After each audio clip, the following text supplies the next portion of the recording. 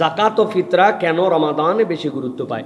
প্রিয় ভাইয়েরা, ফিতরা তো রমাদানে গুরুত্ব পাবেই, কারণ ফিতরার মাসালাটাই হচ্ছে রমাদান কেন্দ্রিক। রাসূলুল্লাহ সাল্লাল্লাহু আলাইহি ওয়াসাল্লাম বলেছেন, তোমরা যখন সিয়াম পালন করো এরপরে অনিচ্ছাকৃত তোমাদের কিছু ভুল হয়ে যায়, রাগ করতে চাইছিলাম না, হয়ে গেছে, মুখ খারাপ করতে চাই নাই, তারপরেও একটা কটু কথা মুখ দিয়ে বেরিয়ে গেছে, আমি দেখতে চাই নাই, তারপরেও গুনাহ হয়ে গেছে, এই টোটাফাটা গুনাহ যেগুলা আল্লাহ রাব্বুল আমিন এই ফিতরার দ্বারা মূলত বান্দাদের বাকি জিনিসগুলো পবিত্র করে দেন।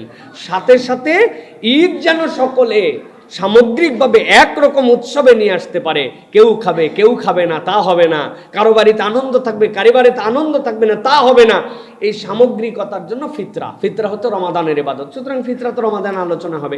জাকাতের বিষয়টা এরকম, জাকাত রমাদান টু রমাদান ফরজ হয় না। জাকাত আপনার সাহেবে নিসাব, এরপরে যদি আপনি এক চন্দ্র বছর আপনার উপরে পার হয়, সেটা ফেব্রুয়ারি টু ফেব্রুয়ারি হতে পারে, বৈশাখ টু বৈশাখ হতে পারে, জুন টু জুন হতে পারে, এটার কোনো ব্যারিয়ার নাই। কিন্তু ইমানদাররা হিসাব রাখার জন্য রমাদানকে প্রায়োরিটি দেয়, যেহেতু রমাদানে দানের সোয়াব আছে, হিসাব রাখা সহজ, এই হিসাবে আমরা জাকাতকে আমরা রমাদান আদায় করি। তবে মনে রাখতে হবে, অনেক ব্যবসায়ী আছেন তার রমাদানেরও 6 মাস আগে জাকাত আদায় করার সময় হয়ে গেছে, ফরজ হয়ে গেছে, কিন্তু উনি ঠেলে ঠেলে আরো 4 মাস পরে রমাদানে আদায় করছেন। এক্ষেত্রে কিন্তু আপনি গুনাহগার হয়ে যাওয়ার সম্ভাবনা আছে। আপনি যদি হিসাবটাই রমাদান তো রমাদান করেন আলহামদুলিল্লাহ, কিন্তু আপনার যে সার্কেলে আপনার জন্য ফরজ হবে বিধান, সেই সার্কেল মেনটেন করতে হবে। তবে রমাদানে আলাদাভাবে এটা হিসাব করে এই সময় আদায় করা, এটা ইমানদারদের তবিয়ত, আজকের না, এটা আদি যুগ থেকে ইমানদারে প্র্যাকটিস করতেছেন। আল্লাহ আমাদের সম্পদগুলাকে আল্লাহর জন্য যতটুকু দিয়ে দেওয়ার কথা এটা দেওয়ার মতো তৌফিক দান করে দেন। রমাদান আমাদের সামাজিক ও মানবিক জীবনে কি প্রভাব ফেলে? প্রিয় ভাইরা, চমৎকার একটা প্রশ্ন একজন করেছেন। আমি আপনাদের কাছে সংক্ষিপ্তভাবে 6টা পয়েন্টের কথা বলি, রমাদান আমাদের জীবনে কি প্রভাব ফেলে। দেখেন, 1 নম্বর, আমাদের রমাদান আত্মার জন্য তাকওয়ার বিপ্লব। রমাদান ছাড়া আমাদের আত্মাকে তাকওয়ার বিপ্লব কেউ এনে দিতে পারে না। আল্লাহ রাব্বুল আমিন এটা ওয়ার্কশপের মধ্যে ঢুকাই দিয়েছেন যে এই বান্দা কিছু না কিছু হলেও তার জন্য পরিবর্তন করে বের হবে। সুবহানাল্লাহ। এই জন্য আমরা বলবো প্রিয় ভাইরা, গুনাহের যে আসক্তি এইটা ঝেড়ে নতুন একটা জীবনের শপথ চ্যালেঞ্জ হিসাবে নিয়ে এই রমাদানকে আমাদের বাস্তবায়ন করতে হবে। 2 নম্বর যেটা বলবো, কোরআন কেন্দ্রিক পরিবার গঠন। শাহরুর রমাদান আল্লাযী উনজিলা ফীহিল কোরআন, সব আছে ভাই, কিন্তু আমাদের পরিবারে একটা জিনিস নাই, 1%ও নাই। 10 মিনিট আমরা মিলে কোরআনের হালাকা করি, ছেলে মেয়ে স্ত্রী, 10 মিনিট একটুখানি কোরআন থেকে একটু পড়লাম, কোরআনের 4টা আয়াতের অনুবাদ করলাম, আচ্ছা কিচ্ছু পড়লাম না, আলাম তারা, এই সূরাটার অর্থটা আজকে আমরা পরিবার নিয়ে বসলাম, কত কিছু করি, কিন্তু আমাদের এইটা নাই। এই জন্য কোরআনকে পারিবারিকভাবে গ্রহণ করার এটা অন্যতম একটা প্রভাব আমাদের জন্য, যেহেতু আল্লাহ কোরআনকে এই মাসে অবতীর্ণ করেছেন। এই জন্য পরিবারে 15 মিনিট সময় দেওয়া, বাচ্চা কাচ্চাকে কিছু হিফজ করানো, নিজে একটা নতুন সূরা হিফজ করা, এটা একটা টার্গেট করতে হবে প্রিয় ভাইরা। 3 নম্বর যেটা বলবো, দোয়ার শক্তি। তকদির বদলানোর সুযোগ হচ্ছে এই রমাদান। দোয়া এমন শক্তিশালী, ওই সাহারির সময় দোয়া, শেষ রাত্রের দোয়া, ইফতারের সময় দোয়া, ইফতার করতে করতে দোয়া, তকদির পরিবর্তন করার জন্য এটা একটা এমন প্রভাব পারিবারিক এবং সামাজিক জীবনে, যেটা অন্য কোনো জায়গায় আপনি এইভাবে পাবেন না। 4 নম্বরে যেটা বলবো, শবে কদর জীবনের মোড় ঘোরানোর এক পথ। আমাদের জীবনে শবে কদর একটা রাত্রে আসে, রমাদানে সেটা আসে। আপনি যদি এটাকে হেলায় ফেলায় র্যান্ডম যেরকম সেরকম করলে আসলে পাইলাম এরকম মুডে না, বরং এইটা আমার জীবন পরিবর্তন করবে, এরকম একটা আপনার জন্য 83 বছরের বেশি এক রাত আমাকে গেইনার করে জাহান্নাম থেকে ডাইরেক্ট জান্নাতের মুখে নিয়ে আসবে, এইটার জন্য আর অন্য কোনো কিছু এর কেউ ইম্প্যাক্ট ফেলতে পারে না। এটা আপনার পরিবারে, আমাদের সমাজে প্রভাব ফেলতে পারে। 5 নম্বর যেটা বলবো, রোজা বনাম সোশ্যাল মিডিয়ার যে আমাদের জন্য একটা এখন ফিতনা, এখান থেকে বেঁচে থাকার জন্য রমাদান ছাড়া আমাদের আর কোনো উপায় নেই। সোশ্যাল মিডিয়া, ইউটিউব, এই যে হারাম কন্টেন্ট দেখা, কিভাবে আপনি বাঁচবেন? সব সময় আপনার এর সাথে রমাদান আপনাকে বলছে তুমি না চোখ দিয়ে এটা দেখতে পারবে না, কান দিয়ে দেখতে পারবে না, তুমি এখন ওয়ার্কশপের মধ্যে আছে, তুমি তোমার ইচ্ছাই নাই, অতএব তুমি এই জায়গাতে এখন যা ইচ্ছা তাই করবে, সুযোগ নাই। এটার থেকে বাঁচার জন্য এর থেকে বড় উপায় নাই, আপনাকে এখান থেকে চেষ্টা করতে হবে। 6 নম্বর বলবো, রমাদান দানশীলতার বিপ্লব। রমাদান আপনাকে টার্গেটের মধ্যে নিয়ে আসতে হবে। একটা মানুষ আপনার কাছ থেকে খালি হাতে ফেরত যাবে না। আপনার কোটের পকেটে, জামার পকেটে, বুক পকেটে, আপনি যেটা পড়েন সব পকেটে কিছু 1 টাকা, 2 টাকা, 5 টাকা, 10 টাকার খুচরা নোট থাকবে। কেউ চাইবে কাউকে খালি হাতে ফেরত দেওয়া যাবে না। আম্মা সাইলা ফালা তানহার। ও হুজুর, ওই ফকিরি আমার মহল্লায় থাকে, প্রত্যেক দিন ওইটাই চায়। আপনি দিনে কয়বার খান? তো আপনার কাছে 5 বার চাইলে আপনার সমস্যা কোথায়? আপনি আপনার আল্লাহর জন্য যতটুকু আছে ততটুকু দিবেন। আপনি তো দিচ্ছেন উপর থেকে পাওয়ার জন্য। ইরহাম্মান ফিস সামা, দুনিয়ার উপরে দয়া করো, আসমানওয়ালা তোমার প্রতি দয়া করবে। আমি তো দয়া পাওয়ার জন্য এটা দিচ্ছি। অতএব কেউ ফিরবে না খালি হাতে। এটা রমাদানের একটা গুড ইম্প্যাক্ট আমাদের জীবনে প্রিয় ভাইরা। সবশেষ যেটা বলবো প্রিয় ভাইরা, রমাদান আমাদের জন্য এমন কিছু রোড ম্যাপ নির্ধারণ করে দিয়ে যায়, বাকি 11 মাস যেন আমরা সেই অনুযায়ী চলতে পারি। এই ইম্প্যাক্ট কেউ দিতে পারে না। যেই লোক ফজরে উঠতে পারে না, এখন এই লোক সবার আগে ফজরে চলে আসে। কি হ্যাঁ, যেই লোক নামাজের জামাত মিস করে সেই লোক তারাবি পুরাটা পড়ে। তো এই যে ইম্প্যাক্টটা ফেললো, এটাকে ধারণ করে এই রোড ম্যাপ অনুযায়ী আমাদের চলা, এটা হচ্ছে রমাদান আমাদের জীবনে ইম্প্যাক্ট ফেলে প্রিয় ভাইরা। এই জন্য মানবিকভাবে আমরা দানশীল হই, শারীরিকভাবে আমরা সক্ষম এবং ফিট হই, আত্মিকভাবে আমরা পবিত্র হই, পারিবারিকভাবে আমরা একটা গোছানো সংসার লিড করতে শিখি, এবং আমাদের একটা রোড ম্যাপ থাকে। রমাদান এইভাবে আমাদের ইম্প্যাক্ট ফেলে। শুধু এটা বুঝে সুঝে একটু গাইড করে চলতে হবে। ওই যে বললাম, আমি কি আলোর দিকে চলছি না অন্ধকারের দিকে? আজকের আলোচ্য বিষয় কিন্তু এইটা। আপনিও তো ভেবে নিতে হবে বাড়িতে যে আমার রমাদান আমার জন্য কিভাবে আমাকে গাইড করছে। আল্লাহ আমাদেরকে সঠিকভাবে পালন করার তৌফিক দান করেন। রোজা অবস্থায় স্ত্রীকে নিয়ে ঘুরতে যাওয়া যাবে কিনা? প্রিয় ভাইয়েরা, মাশাআল্লাহ, রোজা অবস্থায় স্ত্রীকে নিয়ে অবশ্যই ঘুরতে যাওয়া যাবে। যদি কোনো প্রয়োজন থাকে আপনি যাবেন। আপনার স্ত্রী তো আপনার জন্য হালাল। আল্লাহ রাব্বুল আলামিন বলেছেন রোজা অবস্থাতে স্ত্রীর সাথে মেলামেশা করা যাবে না। এইটা আপনার জন্য হারাম, অথবা কাম উদ্বেগ হয় এরকম কোনো কাজ আপনি করতে পারবেন না। কিন্তু স্ত্রীর সাথে ঘুরতে যে কোনো প্রয়োজন পড়ছে, আপনি সেখানে ঘুরতে যাবেন, এটাতে কোনো ব্যারিয়ার নাই। তবে মনে রাখতে হবে, ঘোরার জন্য আরো বহু সময় পাওয়া যাবে, বিনোদনের জন্য অনেক সময় পাওয়া যাবে, কিন্তু রমাদানের প্রত্যেকটা সেকেন্ড, প্রত্যেকটা মুহূর্ত আর পাওয়া যাবে না। সুতরাং স্ত্রীকে নিয়ে এমন ঘোরেন যে এই ঘোরাটাও এবাদতের মতো ঘোরা হয়, যেই ঘোরাটা একটা খুব পজিটিভ ইম্প্যাক্ট হয়। স্ত্রীর ঈদের পোশাক কেনার জন্য 15 রমজান থেকে আপনারা দুইজন ঘোরানি শুরু করছেন। ও রে বাবারে, কি এর তারাবি, কি এর এশা, কি এর কি। 1 বোতল আসার পরে বলে আজকে কোনো ইফতার করার সময় পাই নাই, 1 বোতল পানি খাই আসি। আগে গেছে 3 ঘন্টা, পরে গেছে 3, এখনো জামাটা চয়েস করতে পারি নাই। চিন্তা করছেন, এই ঘোরা যদি হয়, আল্লাহ আপনাকে হেদায়েত দান করুন। এই ঘোরার আপনার দরকার নাই। তাছাড়া এই ঘোরার প্রশ্ন এখন কোত্থেকে আসলো? আমার মনে হচ্ছে এটা বাজার করার জন্য ঘোরা, ঠিক নেই ভাই? হ্যাঁ, এখন স্ত্রী আবার এটা শুনলে যদি মেজাজ খারাপ হয় হুজুরের প্রতি, তাহলে কিন্তু আবার ভয়ঙ্কর ব্যাপার হয়। মা বোনেরা, এই যে আমরা শরীয়তকে ইচ্ছা মতো ব্যবহার করতেছি, এইটা যেন না হয়। আল্লাহ আমাদের সকলকে বোঝার তৌফিক দান করেন। বাংলাদেশের নাগরিক হিসাবে 21শে ফেব্রুয়ারিতে করণীয় কি? প্রিয় ভাইয়েরা, আমরা জানি যে আমাদের একটা ভাষা, যে ভাষাটা আল্লাহ রাব্বুল আলামিনের দান আমাদের জন্য। আল্লাহ রাব্বুল আলামিন কোরআনুল কারীমের মধ্যে বলেছেন, এমন কোনো পয়গম্বর প্রেরণ করেন নাই যাদেরকে তার ভাষা দিয়ে আল্লাহ রাব্বুল আলামিন তার উম্মতের জন্য প্রেরণ করেন নাই। সুতরাং আমরা বিশ্বাস করি, নাম জানি না, কিন্তু আমাদের বাংলা যেহেতু একটা পুরাতন ভাষা, এই ভাষাতেও কোনো পয়গম্বর আসছেন এবং তিনি এই বাংলাতে কথা বলে কোন একটা জনপদে এই দাওয়াত পৌঁছিয়েছেন। সুতরাং আমার ওস্তাদ আব্দুল্লাহ জাহাঙ্গীর রাহিমাহুল্লাহর কথা অনুযায়ী আমি বলতে চাই, ভাষার কোনো ধর্ম নাই, ধর্মীয় ভাষা আছে। সব ভাষা আল্লাহর, কিন্তু ধর্মীয় কতকগুলো ভাষা আছে। মুসলমানদের ধর্মীয় ভাষা আরবি, ইহুদিদের ধর্মীয় ভাষা হিব্রু, ইব্রানি আরেকজনের ভাষা, সংস্কৃত হিন্দুদের। কিন্তু ধর্মীয় ভাষা থাকলেও ভাষার কোনো ধর্ম নাই। সেই হিসাবে আমাদের এই ভাষার জন্য যারা প্রাণ দিয়েছেন, আমাদের উপর যারা চাপিয়ে দিতে চেয়েছিলেন যে যেটা আমাদের ভাষা না সেটাই রাষ্ট্রীয় ভাষা হোক, আমরা তাদের জন্য দোয়া করব। আল্লাহ রাব্বুল আলামিন তাদের এই নিজেদের অধিকার আদায়ের জন্য যে লিপ্ত হওয়া, এই জন্য আল্লাহ রাব্বুল আলামিনের জন্য মৃত্যুকে যেন শাহাদতের মৃত্যু হিসাবে কবুল করে নেন। আর 2 নম্বর আমাদের দায়িত্ব, আমরা বাংলা ভাষার চর্চা করব সুন্দরভাবে। এর দ্বারা ইসলামী সাহিত্য, এর দ্বারা ইসলামের প্রসার, এই বিষয়গুলো আমাদের যেন সৌন্দর্যমণ্ডিত আমরা উপস্থাপন করতে পারি, সেইটা আমাদের চেষ্টা করতে হবে। তৃতীয়ত, পরহেজ করার মতো কতগুলো বিষয় আছে। কোনো জায়গায় কোনো বেদিতে ফুল দেওয়ার মধ্যে ওই মাইয়েরদের কোনো উপকার উপকার হয় না, মোমবাতি জ্বালানোর মধ্যে ওই মাইয়েদের উপকার হয় না। একে আমরা বাংলা ভাষার কথা বলতেছি, এটার সাথে বাংলা জড়িত, তাহলে আপনি মুসলমানিত্ব আপাতত একটু থামায় রাখলেন, যদি এটা থামানোর বিষয় নয়, আগেই মুসলমানিত্ব।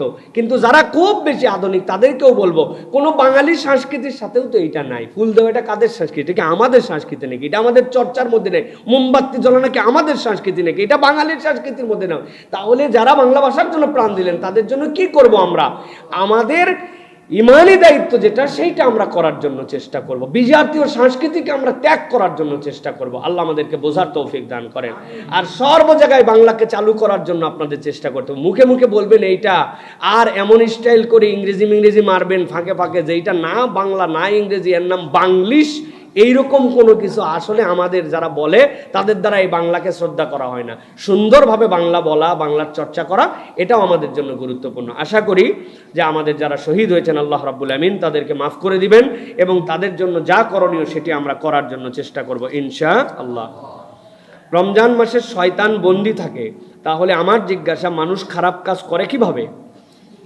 খুব গুরুত্বপূর্ণ জিজ্ঞাসা প্রিয় ভাইরা। রাসূলুল্লাহ সাল্লাল্লাহু আলাইহি ওয়াসাল্লাম আমাদের জন্য বলে দিয়ে গিয়েছেন যে আল্লাহ রাব্বুল আলামিন যখন রমাদান আসে, ফুতিহাত আবওয়াবুল জান্নাহ, জান্নাতের দরজা খুলে যায়, ওয়া গুল্লিকাত আবওয়াবুল জাহিম, জাহিমের দরজা, জাহান্নামের দরজাকে বন্ধ করে দেওয়া হয়। আর রাসূলুল্লাহ সাল্লাল্লাহু আলাইহি ওয়াসাল্লাম বলছেন, আর মারদুদ শয়তান যেটা, এই মারদুদ শয়তানকে আল্লাহ রাব্বুল আলামিন আটকায় রাখেন। এখন কথা হচ্ছে শয়তান আটকানো, তাহলে আমরা শয়তানি করি কেমনে?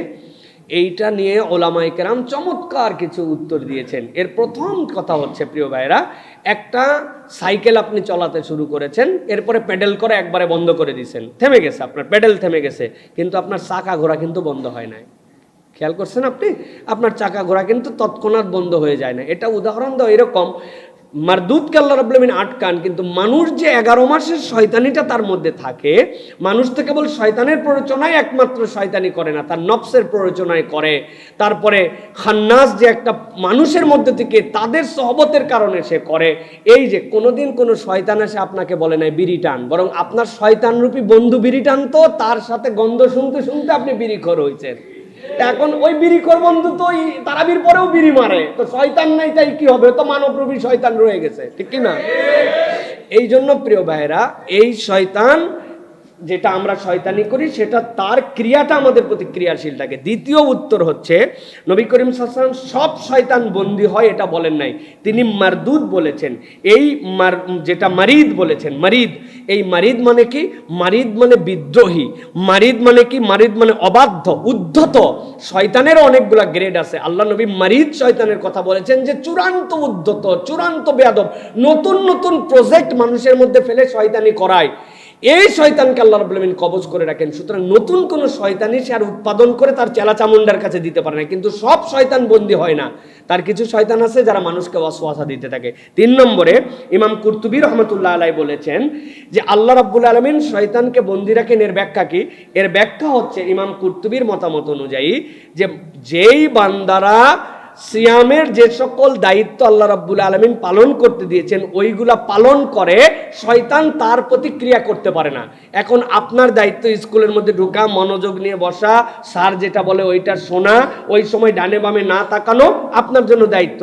আপনি স্কুলেও ঠিকমতো আসেন নাই, আপনি ক্লাসেও ঠিকমতো উপস্থিত নাই, আপনি স্যারের কথাও ঠিকমতো শোনেন না, কিন্তু বলতেছেন আপনি ওই অঙ্ক পারলাম না কেন, অঙ্ক পারলাম না কেন যদি বলেন, তাহলে আপনার বাকি সব কিছুর হিসাব মিলান লাগবে।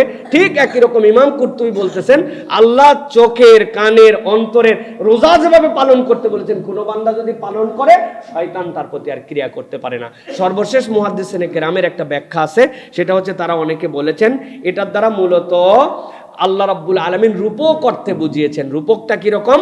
বান্দা যখন রমাদানে প্রবেশ করে, এই রমাদানটা তাকে এমন কতকগুলা গুড ইম্প্যাক্ট দেওয়ায় যেটা বোঝা যায় যে ওই মানুষ হিসেবে আল্লাহর একটা বিশেষ রহমত সে পেয়েছে, সে একটা বিশেষ পরিবর্তনের দিকে এসেছে। এই হিসাবে শয়তানিটা তার থেকে কমে যায়, ভালোর কাজটা তার বেড়ে যায়। এই হিসাবে আমরা বলতে পারি প্রিয় ভাইয়েরা, রাসূল সাল্লাল্লাহু আলাইহি ওয়াসাল্লামের কথা ঠিক আছে, উদ্ধত অবাধ্য শয়তান তার সাথে যুক্ত হতে পারে না। কিন্তু মানুষ যেটা ক্রিয়াশীল, তার অন্যান্য শয়তানি নফস নফসের শয়তানি, সোহবতের শয়তানি, এইগুলা তার মধ্যে থাকার কারণে 100% কাজ করে না। তবে তার জন্য 100% কাজ করবে ইনশাআল্লাহ, যদি ওই বান্দাটা রোজার সামগ্রিক প্রচেষ্টা আল্লাহর নির্দেশগুলো মেনে নেয়, তাহলে অবশ্যই আল্লাহ রাব্বুল আলামিন তাকে এখান থেকে বাঁচায় দিবেন। আশা করি আপনার উত্তর পেয়েছেন। আল্লাহ আমাদের যাবতীয় শয়তানি থেকে হেফাজত করেন। রোজা রেখে যাতে ক্ষুধা কম লাগে এমন কোনো আমল আছে প্রিয় ভাইয়েরা? রোজা রেখে ক্ষুধা কম রাখার আমল, এটা তো একটা সাংঘাতিক জিজ্ঞাসা প্রিয় ভাইয়েরা। আমি তারপরে আপনাদের কাছে, হয়তোবা অনেক মানুষ আছে দেখবেন ভাই, আপনার কষ্ট হয় না কিন্তু অনেকের কষ্ট হয়। অনেক মানুষজন রোজা রাখলে অনেক ধরনের তাদের ক্ষুধার বিভিন্ন ধরনের টেন্ডেন্সি আছে। শরীয়তের দিক থেকে আমি বলবো ভাই, এরকম কোনো আমল প্রাথমিকভাবে নাই যে অমুক দোয়া পরে আপনি খালি সিয়াম পালন করে দেখেন আপনার পেটে কোনো ক্ষুধাই লাগবে না। আপনি যদি মানুষ হন তাহলে আপনার ক্ষুধা, এটা আপনার ফিতরাত, আপনার লাগবে। কিন্তু কৌশলগুলা দেখেন, রাসূল বলছেন সর্বশেষ মুহূর্তে সাহারি করো। তাহলে এটা আপনার 1 নম্বর, যে শেষ মুহূর্তে আপনি কিছু পিপাসা ক্ষুধা নিবারণ করলেন, একদম লাস্ট টাইমে, অনেক আগে খাইলেন না। 2 নম্বর দেখেন, খেজুর খাও বলেছেন না? সুবহানাল্লাহ। খেজুরের মধ্যে কি আছে? খেজুরের মধ্যে মিনারেল আছে, খেজুরের মধ্যে অনেক কিছুর সাথে সুগার আছে, কিন্তু খেজুরের মধ্যে ফাইবার আছে। এই ফাইবারটা সবচেয়ে দীর্ঘ সময় ধরে ধরে আপনার শরীর থেকে বের হবে এবং এই সুগারগুলা নিঃসরণ হয়ে আপনার ব্রেনে যাবে, আপনার রক্তে যাবে, এরপরে সেখান থেকে ইনসুলিন নিঃসরিত হয়ে আমাদের পেশির মধ্যে যাবে, যাওয়ার পর আমাদেরকে উদ্দীপ্ত করে রাখবে। সুতরাং খেজুর খাওয়া, এটা 1 নম্বর। 3 নম্বর যেটা প্রিয় ভাইরা, সেটা হচ্ছে দুধ আমাদের জন্য বলা হয়, যাদের পেটে সয়, দুধ হচ্ছে একটা সামগ্রিক সকল জিনিস যুক্ত হয়ে আল্লাহর পক্ষ থেকে একটা নিয়ামত, একটু দুধ খাওয়া। আর তৃতীয়ত যেটা বলবো প্রিয় ভাইয়েরা, ক্ষুধার সাথে আরেকটা আত্মার সম্পর্ক আছে। সেটা কিভাবে? আল্লাহ রাব্বুল আলামিন বলছেন আলা বিযিকরিল্লাহি তাতমাইন্নুল কুলুব। আপনি একটু তেলাওয়াত করলেন, আপনি একটু তাসবিহ করলেন, নিজের কান শুনতে পায়, এই রকম করে করে আপনি দিনের 3 পোরশনে, যোহরের আগে, আসরের আগে, মাগরিবের আগে 3 পোরশনে আপনি 3 পাতা করে কোরআন শরীফ পড়ে দেখেন, বেশি জোরে না, কোরআন পড়ছেন, নিজের কান নিজে শুনতে পায়, এরকম একটা মৃদু আওয়াজে আপনি পড়বেন আর আল্লাহর জিকির করবেন। ইনশাআল্লাহ আল্লাহর সাহায্য চাইলেন যে আল্লাহ আমার অতিরিক্ত ক্ষুধা লাগে, ক্ষুধার কষ্ট হয়, তুমি আমাকে এর ক্ষেত্রে সহযোগিতা করো।